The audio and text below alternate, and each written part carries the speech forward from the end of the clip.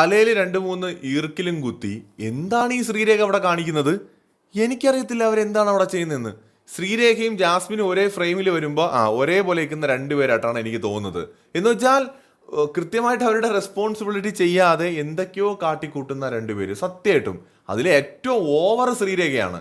മറ്റേ റോബോട്ട് എന്ന് പറയുന്നത് ഏതോ പ്രാന്തനാണ് അത് ആ ഒരു റോബോട്ടിനെ പ്രോഗ്രാം ചെയ്തിരിക്കുന്നത്. കാരണം എന്തെന്ന് ചോദിച്ചാൽ കുന്തെന്ന് പറയുന്ന റോബോട്ടാണ്. സത്യത്തിൽ ഇത് മറ്റേ ചിട്ടിയെ ഡിസ്മാൻഡിൽ ചെയ്ത് കളഞ്ഞതുപോലെ എടുത്ത് കളഞ്ഞ് പല പീസായിട്ട് വെക്കേണ്ട ഒരു റോബോട്ടാണിത്. ഇത് വർക്കാവത്തില്ല.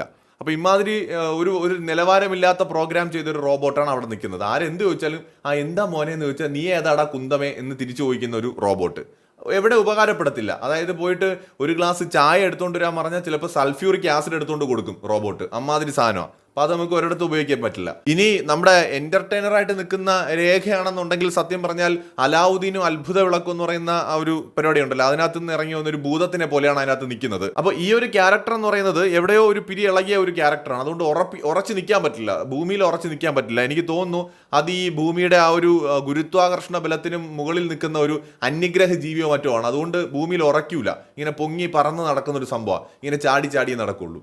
എന്നാ വെറുപ്പിക്കലാന്നറിയാമോ?